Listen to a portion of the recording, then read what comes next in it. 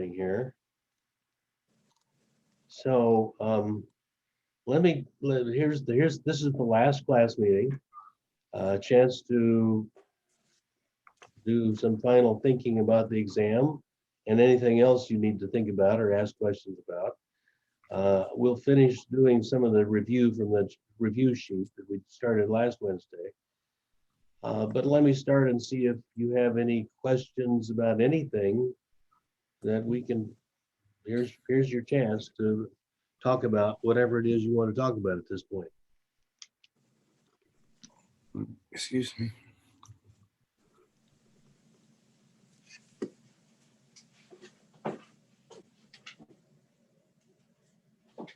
Nothing from you, Tyree? No, I'm looking at is the review and the final the same thing, or they're gonna be different questions? Different questions. The review is to get you thinking about what you need to know, and some of that will be on the final. Okay. And I will send out the final exam in an email to you. It'll be a Word document, which I expect you can just download and then put your answers right on that and then copy it and send it back to me.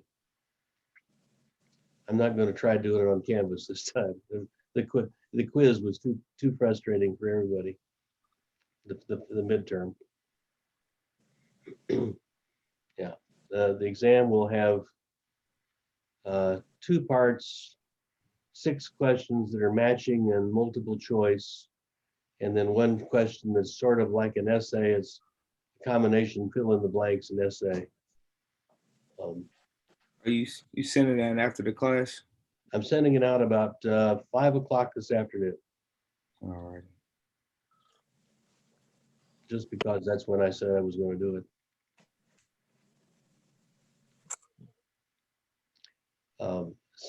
And what's new, I've never tried this before, but since this is, we're not taking the test with me watching and making sure that somebody's not cheating. I've got a little pledge at the beginning where you check that you promise you're not going to use anybody else's help or internet search to answer the questions. You can use your books, you can use your notes, you can use the stuff on Canvas. What I'm testing is to see if what you've learned in this class. And they're not really hard questions. They're just stuff of what we studied. And if you have looked through your stuff, you'll be able to either know it or find it in the stuff we've talked about. So that's what that's about. And so the honor pledge, it's kind of like agreeing to the terms of the app when you put up for an app on the internet. You have to agree to the terms that they have, which includes things like mediation and all kinds of stuff. Well, in this one, you're just saying, on my honor, I will do this, or I will not do this. I'm going to try that. There's research that says it really works with college students. Makes a difference. So that's what that's about. And you've got till Monday, next Monday, the Monday before Thanksgiving at midnight to turn the thing in. That should work. You also have, I said last week, I'll say again, you got till the following week to turn in any late papers and that kind of stuff. You all are doing pretty good with that stuff, but not everybody is. Turns out I had an extra week that I didn't, they shifted on me and I missed the message. So that's also there. Other questions?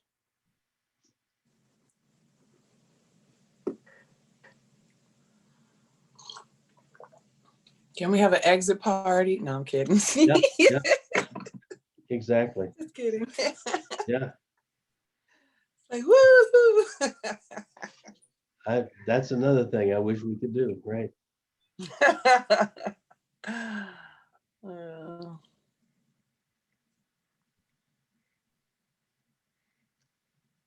Yeah. When I was teaching at the seminary, I used to do that all the time. Have students come over to my house, we have a nice picnic or something. Can't do that. mm, mm. Well, all right.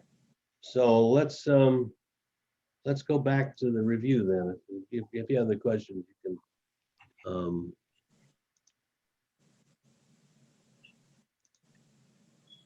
I've published this a couple of times, study guide for the final exam. Um,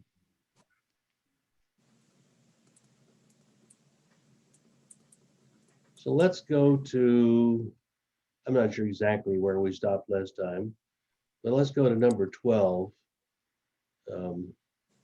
Similarities and differences in the beliefs about life after death in Christianity, in Judaism, Islam, Buddhism, and Hinduism. We didn't really study Judaism. I'm not sure why I stuck it in there, except there's an interesting comparison. Um, and the reason for this question is that now that we're at the end of the semester, what I want you to be able to do is to think in terms of in comparison. We learn things by comparing them with things we know or with other things. How is this class different from other classes I've been in? How is this job new or different, and how is it the same? What else do I need to learn? And that, so thinking about the fancy terms is comparative religion. Uh, in what ways are they alike, and what ways they're different? So, particularly beliefs in life after death is some real stark differences and similarities among various and sundry of these religions. So, life after death in Christianity and Islam. What are the similarities? What ways are they alike, and what ways are they different?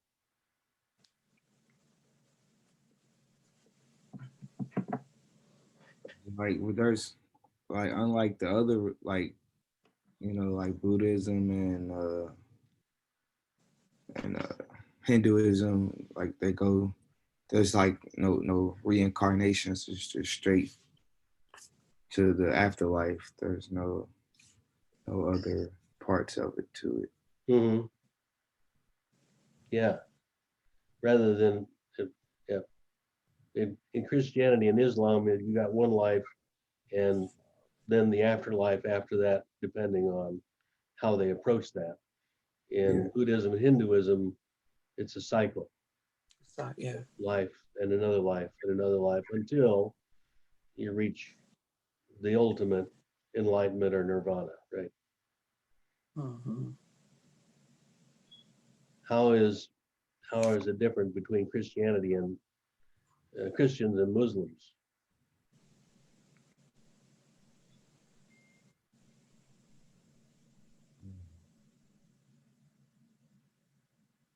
Are you meaning like the funeral process and stuff? Or Yeah, you or exactly what do they think happens to somebody when they die?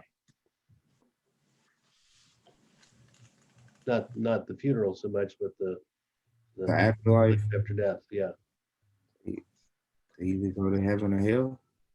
yeah. Is that similar or different than in those two religions? Similar. Yeah, right.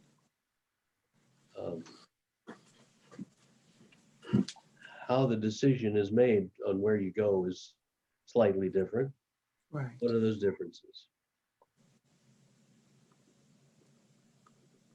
Based on or is it like believing in God, the belief in God in Right. Christianity? And then Islam is more action. It's more how how you treat your fellow man, correct? Yeah. Mm-hmm. Yeah. There is a lot more of the moral implication of it. but it also includes the faith. The first pillar is affirming that Allah is the only God. And Right. you have to be firm in that as well. So there's a similarity as well as a difference, right? And I always think about what they kept talking about when terrorists were training people to wear the explosive vests and go in and blow themselves up in a crowd. And what they promised was you could have 40 virgins in heaven. Mm. Like 40 virgins in heaven. Yeah.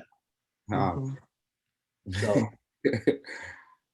what is, a moment of dying compared to an eternity with all these Beautiful women, yeah.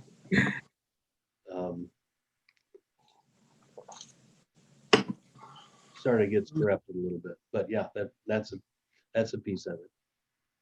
Mhm. So what's the difference between Buddhism and Hinduism in terms of how they understand the reincarnation business? Well, they're very similar in the sense that it's a cycle, birth, life, and death, and it's based on. I know with Buddhism, it's based on how the life that you live will determine your next life, how you come back. And I think it's the same with Hinduism, and they're the same. It's a cycle of life, and it's based on how you conduct your current life will determine how you reincarnate. Right.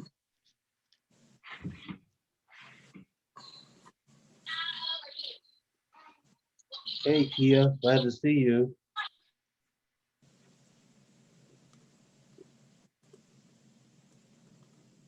Good morning. Good morning.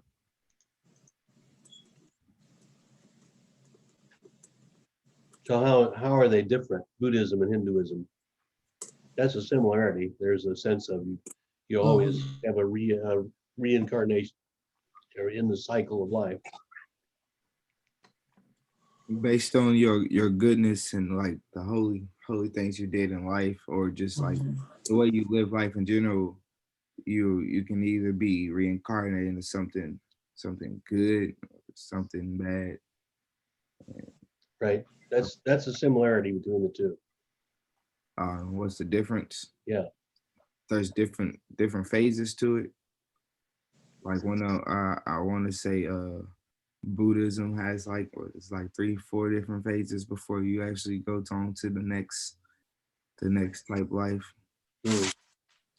Yeah, the phases of enlightenment. Yeah, that's good.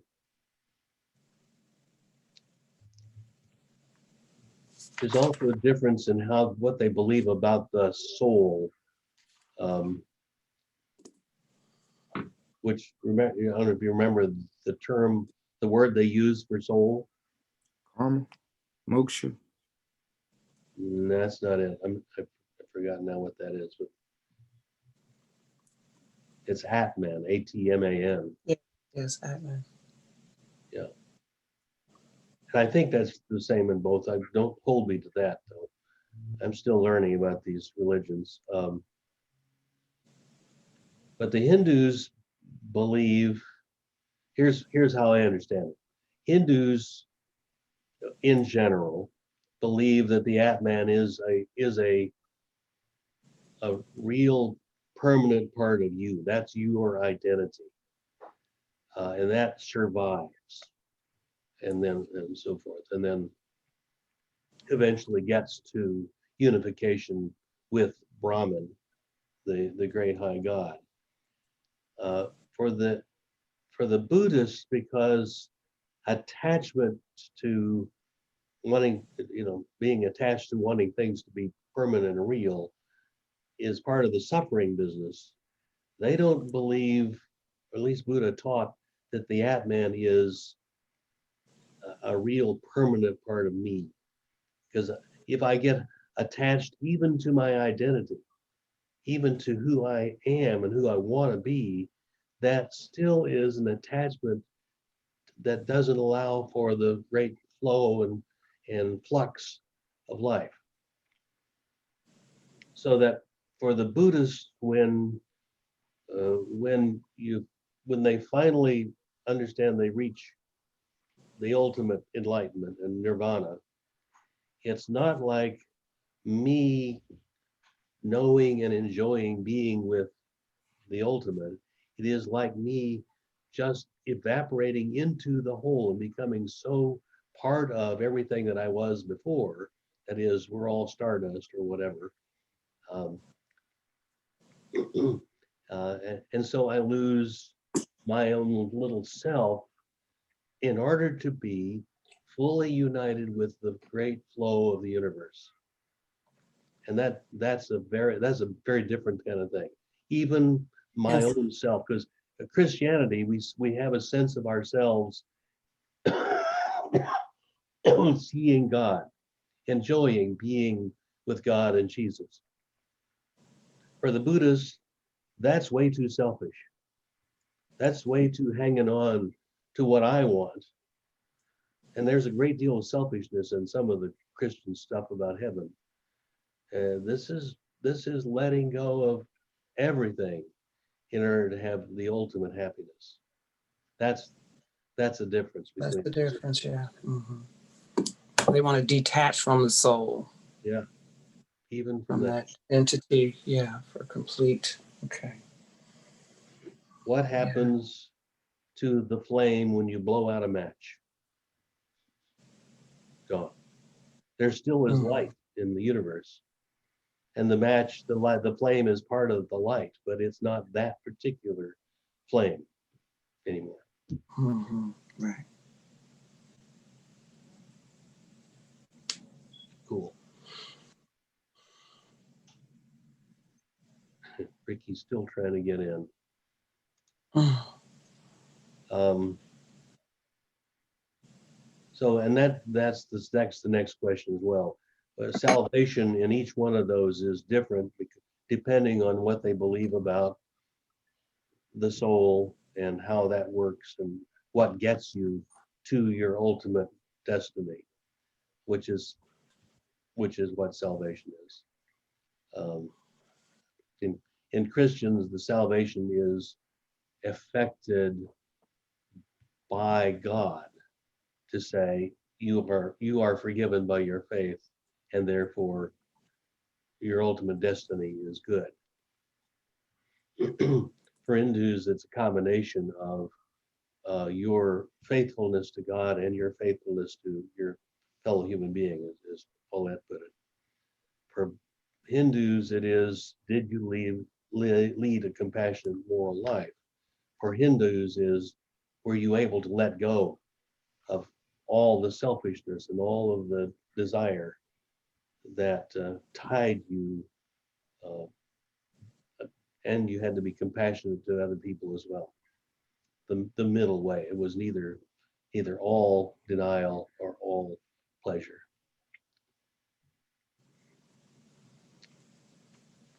Questions or comments about any of that?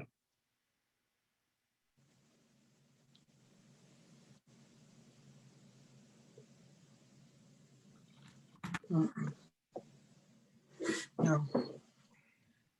Kia, can you hear me now?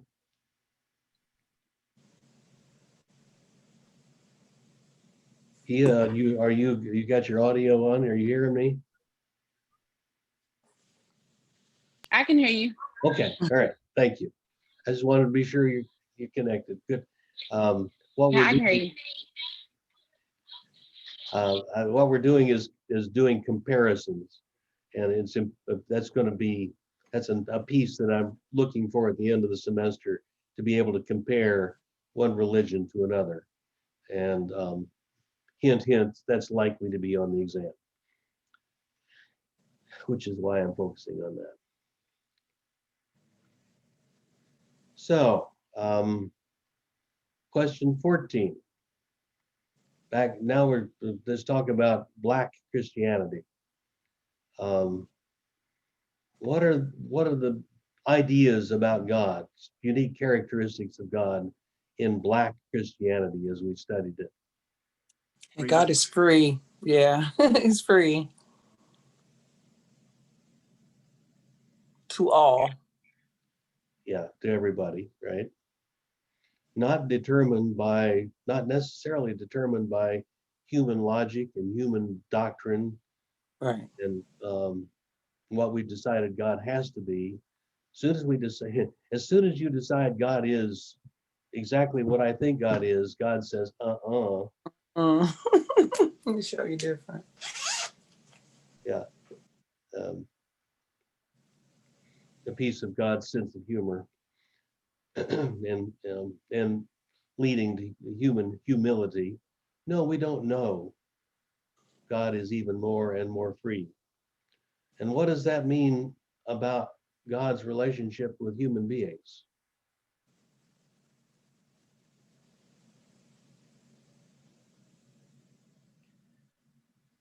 If God is free. He's accessible to all people, to everyone. Yeah. No one can monopolize, no one can say he belongs to me and only me. Yeah.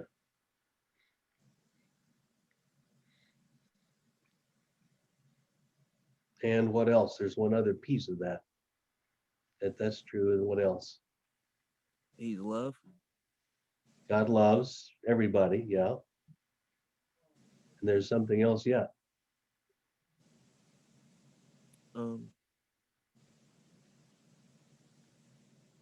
He's Say like We've all fallen he's short. not gonna like force you of to free have will. You're breaking up. Say it again, please, Kia. And she's frozen. I just say like he's not gonna force you to have a relationship with him. Like he's gonna give you the option to choose whether to have a relationship with him or not. That's true. Mhm. That's true. Free will. And that there's a simple word for that, and that is God wants everybody to be free. Yeah, free will. Free from oppression, free from suffering, and free from being forced to do anything, including, as you say, Kia, to love God. That's really good. Mhm. Yeah. Mhm.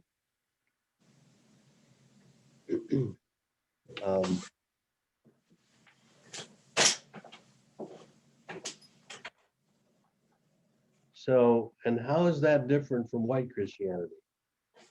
Contrasting, what's the similar and what's the difference? White Christianity focus on privilege, that everything's gotta be earned. Yeah. One race is superior and chosen. Right. Trying to figure out.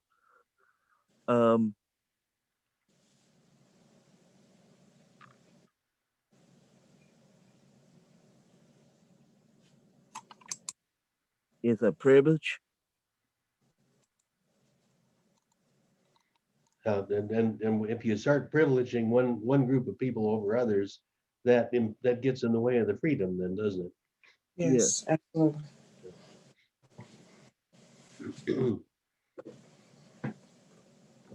And you have to be of a certain bloodline in order to reap the benefits of God. Yeah. Yeah. And this is, of course, Like entitlement.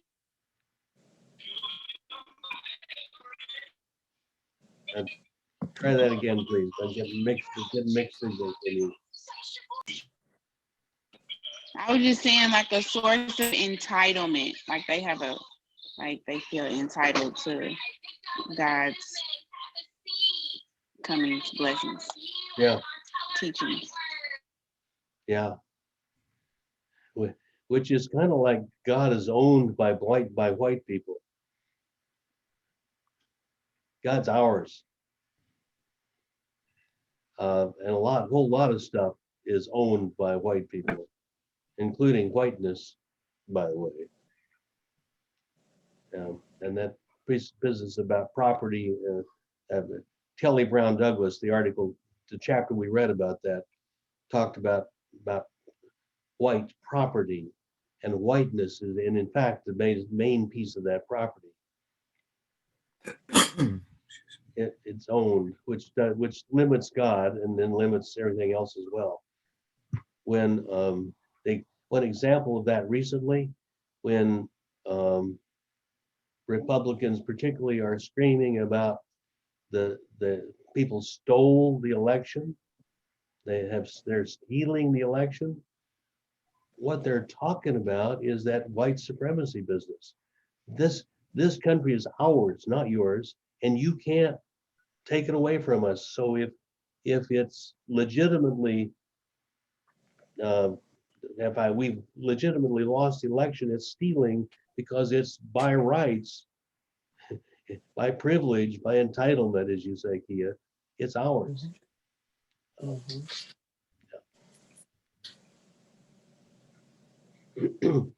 I need to add an editorial comment here.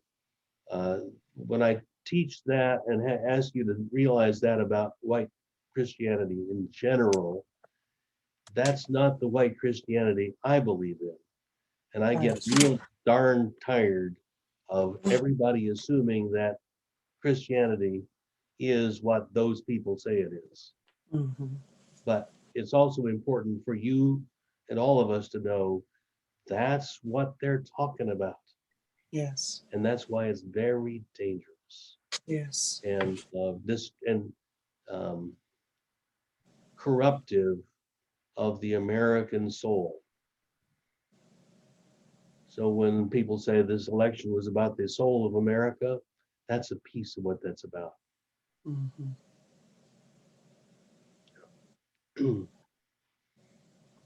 So comparison, white Christianity to black Christianity. These are generalizations for a class, not exactly, you can't take it all just literally, but these are important things to be aware of, comparing.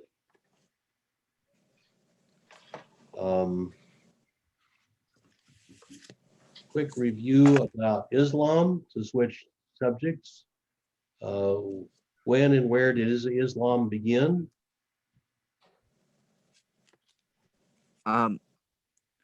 Islam began, I think it was 600 Yeah, after Christ. right, Started in uh Saudi Arabia.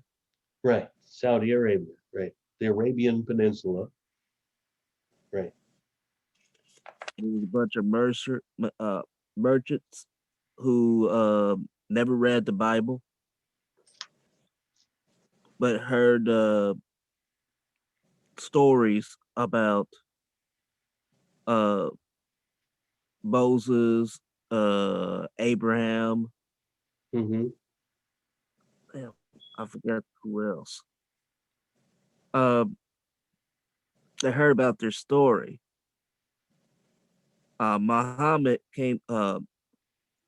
went to the mountain and did a deep meditation and encountered an angel Yeah, and developed a connection to and went into the angel gave him instructions about scriptures. I think it was. I think it was scriptures. Yeah, basically he was telling him to recite these things because they eventually became the Quran, right? Yep, They translate a lot of it in their language and created uh what was it, the book of Quran. right. Mhm. And I know a lot of it based on mostly the Testaments. Very similar to the Old Testament, right? Mhm. A lot of that history from Abraham on down and Noah's sons and all that stuff, right? I know that around that time it was um Saudi Arabia was didn't have too much of a direction. It was rich helping the rich and the poor is helping the poor. So it was a way to unify the Middle East, if I Yeah, remember right. yeah. Recover some of their sense of community. Exactly right. Mhm. And how did Focus on good, they were focused on good deeds. Mhm. So Ricky, this is a lot of good stuff about Islam. How did you come up with all this stuff? Um, I read most of it from that book, Armstrong. Okay, I know that. And most of it I read was the book of the book of Armstrong. okay, I know that it was in Israel. I mean, it was going into the story about the um trying to remember. It was a story. It was a story about the Islam. I know that it was on that book. yeah, that's a great chapter. Really is. Yeah, it goes a little deep. I know Typical that. Armstrong. Yep. So that was what you're talking about is stuff that's in your paper, right? Yeah, a lot of it was from the book of Armstrong. Now Yeah. I did some. Now some of it was in the book of the world religion, Mhm. Good, good. and then some of them I went to Google, but a lot of it, most of it was from the book of Armstrong Neat. because they went a little deep into it. I just wanted to show off that what you're reflecting today in the class comes from what you learned in studying for your paper, which is why I wanted you all to do these term papers. So you go Mhm. deep into one of those religions. That's really good. Mhm. Thank you. Thanks for sharing that. It's a good review then. Anything else about what do you,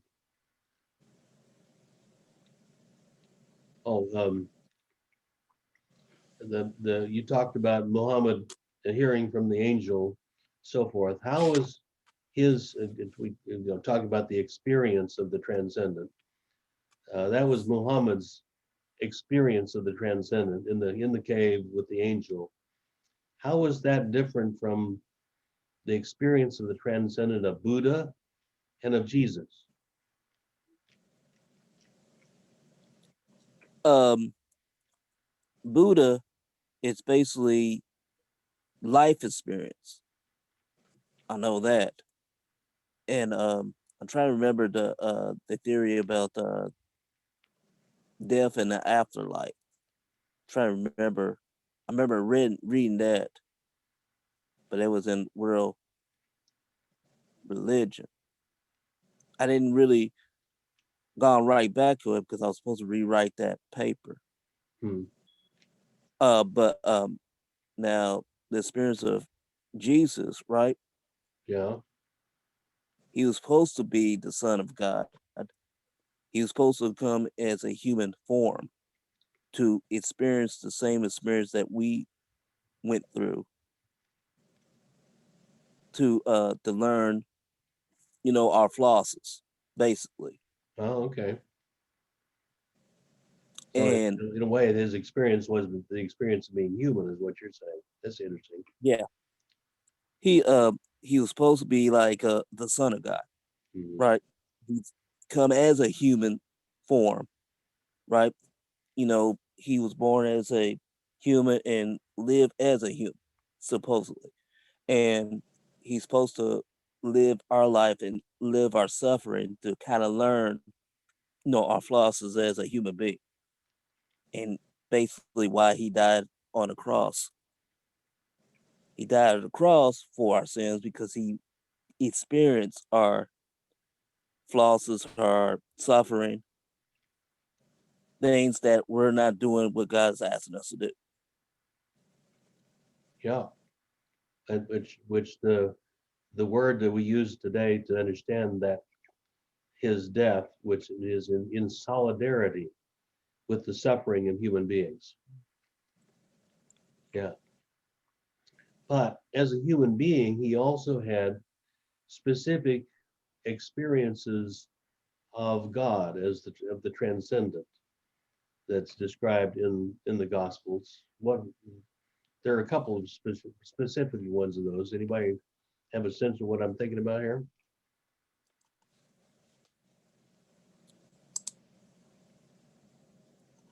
I'm trying to remember, trying to think.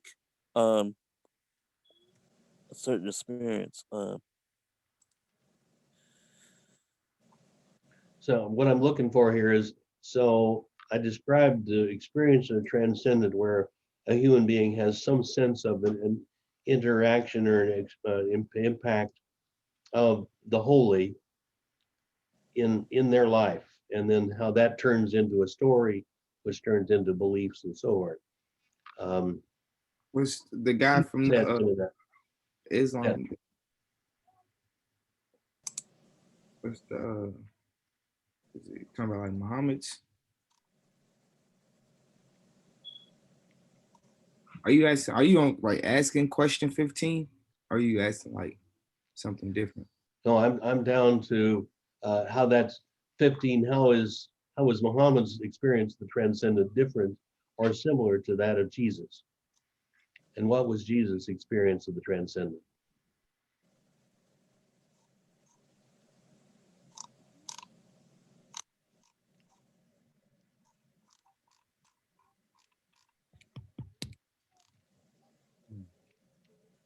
No, there are two or three things. I'll just, you know, I've stumped you on this one, and it's a piece of how we do comparison. Uh, I think the key experience of the transcendence for Jesus was his temptation in the desert. The Gospels say he was led by the Spirit into the desert, and there he encountered three great temptations to turn stones into bread and to do a remarkable feat and let God save him and be in charge of, be in charge of the kingdoms of the world. Uh, in fact, the devil, Satan, tempting him. And it was there that he had a sense that his life was supposed to be more than that and different from that. His life was to be in solidarity with all human beings rather than taking charge of and saving them for everything, just like that in magic. And that shaped his ministry and what he preached. That was an experience of the transcendent in my interpretation of that. It was when he really experienced God and the temptations about pulling him away from God. Another experience of the transcendent was at the time of his baptism, and he saw, according to the Gospels, the heavens opening up, and he heard the voice of God saying, "This is my beloved Son, believe in him." That's a pretty amazing experience of That something other in the world, out of the that world. would be that would be in the scripture of John, right? I think it's in there two or three different ones, but yeah, the I can't baptism. remember if it's John or Matthew. It's one of those. I think it's in more than one. I'd have to double check that, but I think it's in several of the Gospels. Yeah. So Jesus had, as a human being, and remember, according to the readings in Armstrong, Jesus, we really didn't start believing that Jesus was the Son, was a God, or was God incarnate until later on in the second and third centuries when they struggled with how does that make sense, and we came up with the idea of the Trinity. In the beginning, people just saw him as a human being, and his experience was, as you said, Tyree, his experience was as a human being experiencing everything. So yeah, he had experiences of the transcendent as well.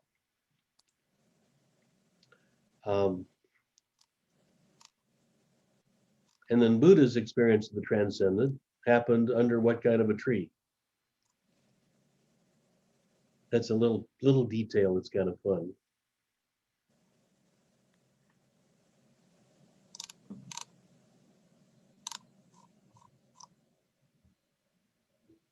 Olive tree. No? Olive trees are in the Middle East, not so much in India. It was called the Bodhi tree, Bodhi, that he sat under for 3 days and meditated and finally got to his ultimate enlightenment, where he experienced the full sense of what the universe is all about. That was his experience of the transcendent. That was his sense of, oh, and then he told a story, and that turned into beliefs that he taught, and that turned into a religion. So each one of those, Muhammad had experience in the cave. Jesus had his experience in the desert, and that he told people about and shaped his ministry. Muhammad and Buddha had his experience under the Bodhi tree. Those are all similar kind of experiences in the sense that it was something out of the ordinary that happened, and they're different because each of them was in a different time, a different culture, a different personality, and it gets shaped into a different kind of religion.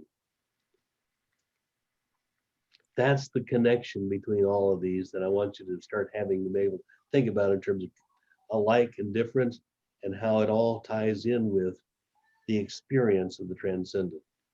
There's a quickie summary of this class, just like that. Okay. Questions about that? Arguments?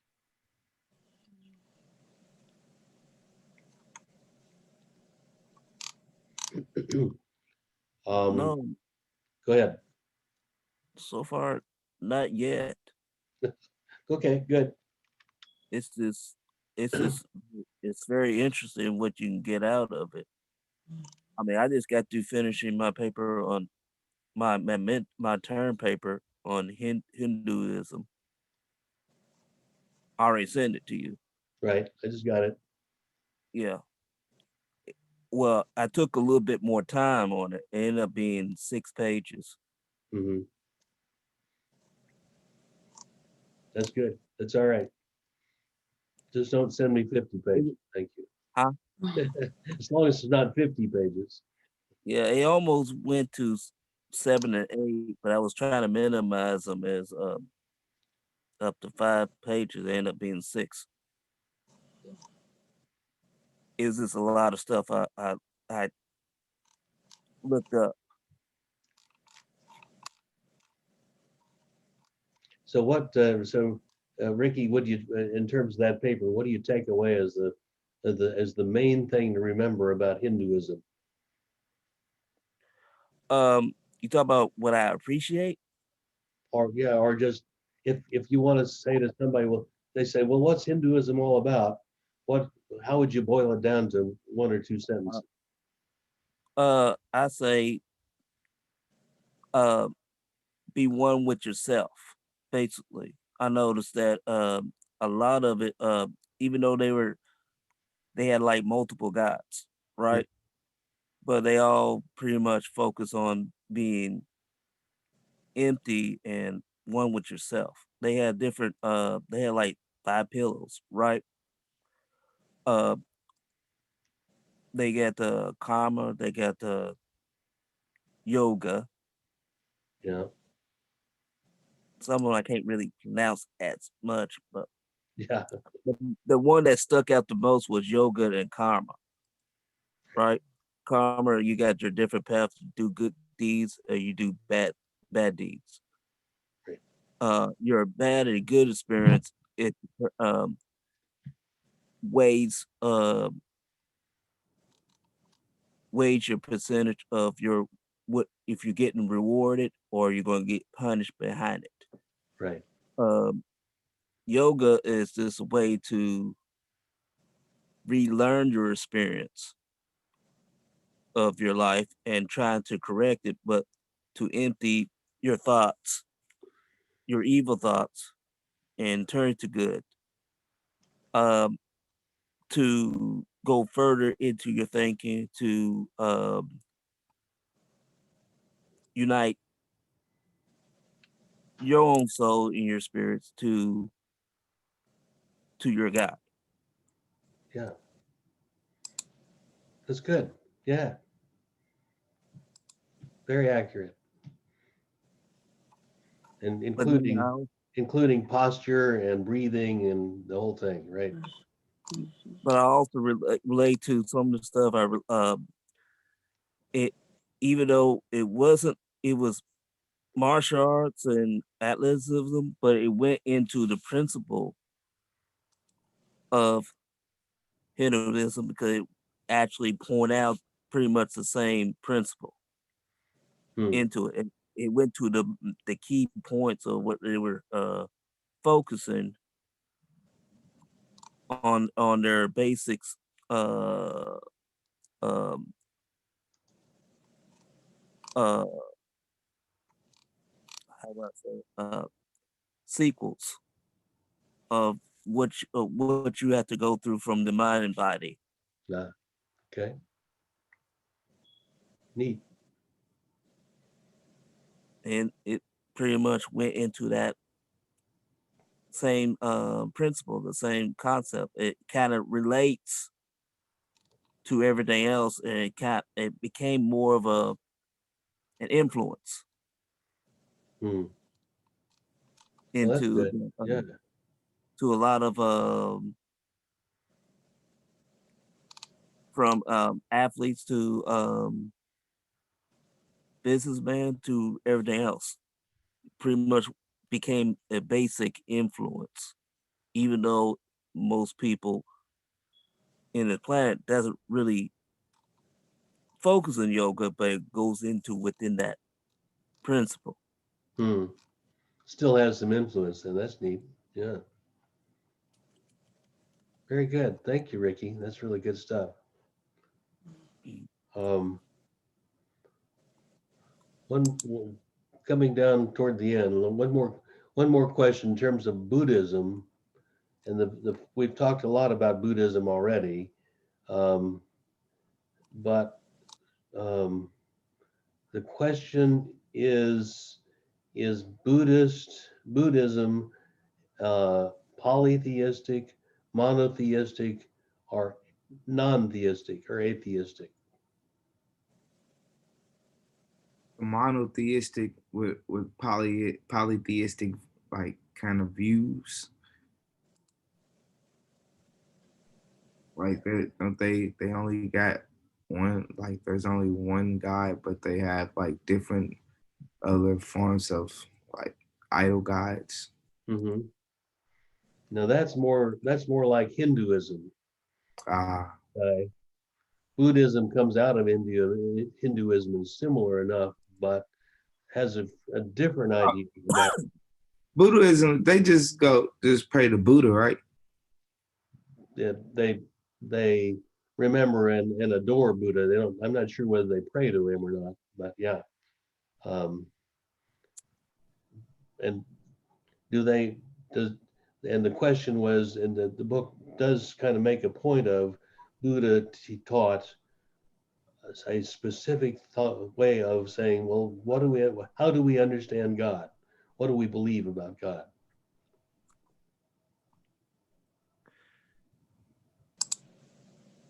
Was And it Life of Spirits? say that again? Was it Life of Spirits? No, that's not what I'm thinking about anyway. Was it the Afterlife? It relates, it's all tied in with it. Anybody else?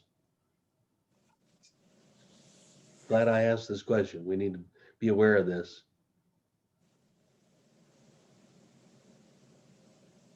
Hmm.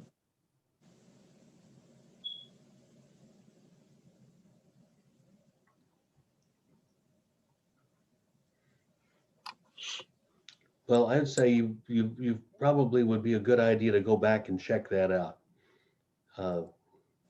and be able to answer that question. There's a very specific teaching about gods. It's connected with Buddha's notion that you don't get attached to anything, and there's only one thing you really need to worry about, is how do you escape suffering. And that's a very different thing than having specific doctrines about God. But go check that out. I'm not going to give you that answer. I'm going to let you look that up a little bit. Okay. Final question. How has this class influenced your faith? Has it made any difference?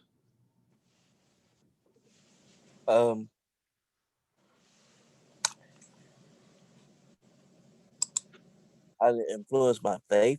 Yeah. I know to believe, but I also know that we relate to our life experience to relate to others and learn that is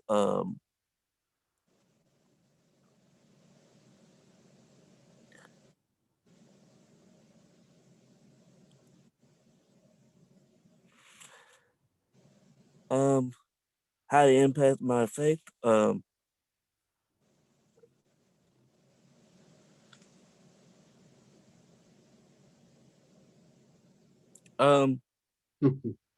think is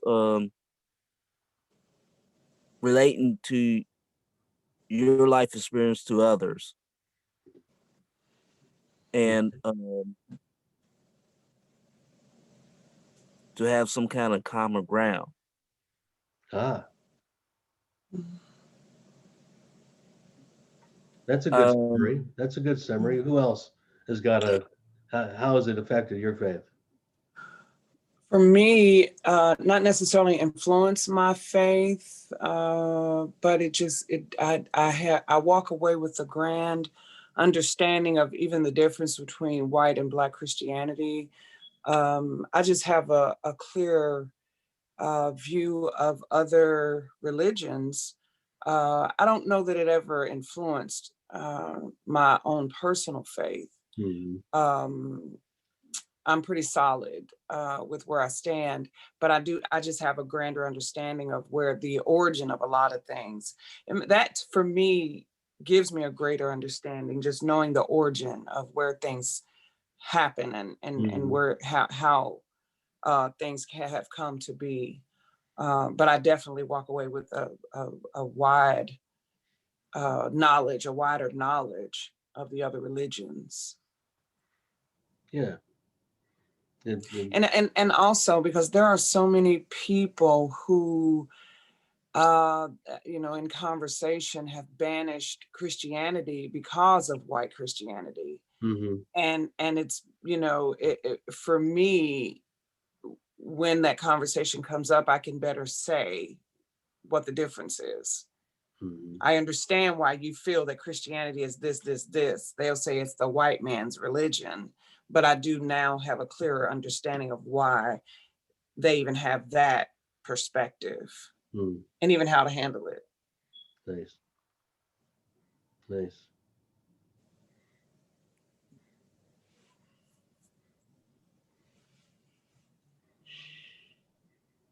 Kia, how is it for you and how this class has affected you and your personal faith?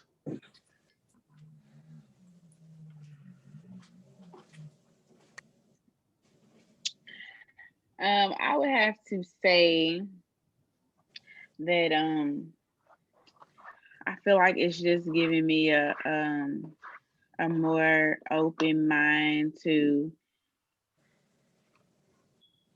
try new things, just as in like the meditation and Hmm, the chakras,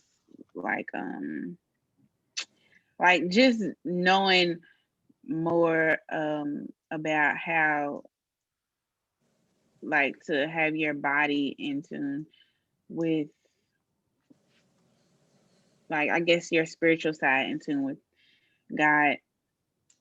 Like I don't know if I can say, you know, like it's I don't know. That's just my outlook on it. some open-mindedness and some more sense of how our bodily experience affects our spiritual.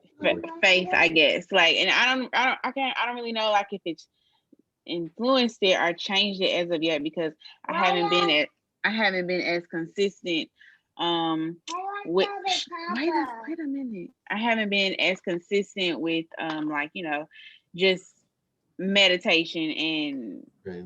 things of that nature. But I do feel like it's maybe more open to it That's good. and to That's a see, you lot. know, like how it will change or manifest something of a Yes. greater energy vibe. Mm. I feel like I'm more like on vibes and energy right now. So Hmm. I feel like that in this class could have been what opened me to it, Mhm. because I just got like that. Good. Excellent. That's great. That's It is good that's a stuff. good result. Thank you. Mhm. Tyree, how about you? It just mostly makes me want to know more, learn more about like the religions, because it's like a lot of just basic knowledge of things and the way people act come from like that thought of religion. So I Yeah. just feel like if I can know it or just know something about it, I could be more in tune with the culture, especially if I'm traveling with what I want to do in life, and like traveling's going to be a part of it. I need to know like what how to interact with people wherever I'm at. That's good. Yeah. Thank you. If you got the sense that different people have different ideas, it's okay. That's just their particular idea about God, and you can understand it better. That's really nice. Good. Thank you. You made my day. Good for you. Good for all of you. So let me finish by saying I'm going to send you the exam by email this afternoon about 5 o'clock. Please watch for it and get it. You can download it. It'll be a Word document, and you can then fill it out and answer it on your computer. And then you have until Monday midnight, next Monday, to turn it back in. Uh, I'm not I'm not able to monitor it, of course. I'm really asking you to sign a little pledge that says you're not going to use somebody else's help. You can use your books, your notes, your Canvas stuff, um, to help you answer it, because I'm testing what you know from what this class is taught. And I'm asking you not to go and do a quick Google search, because that short circuits your sense of learning what you actually got from this class.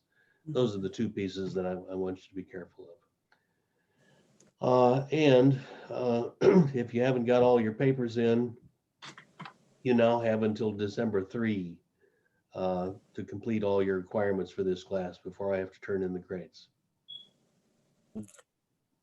Any questions about that? Comments? Nope.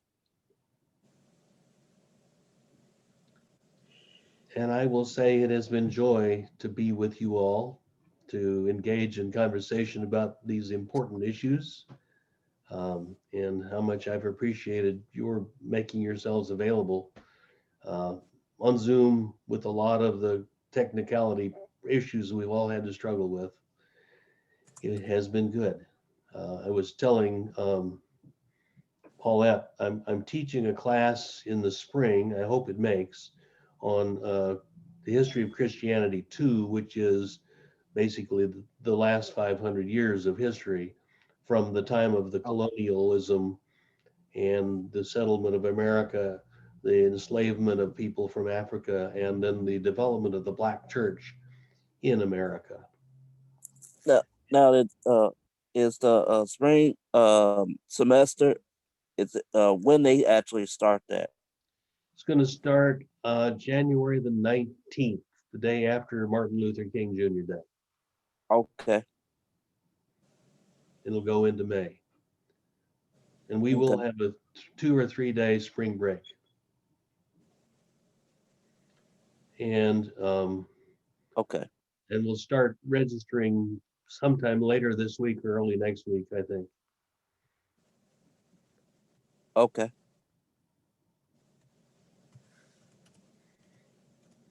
And Kia, who is that lovely person sitting on your lap?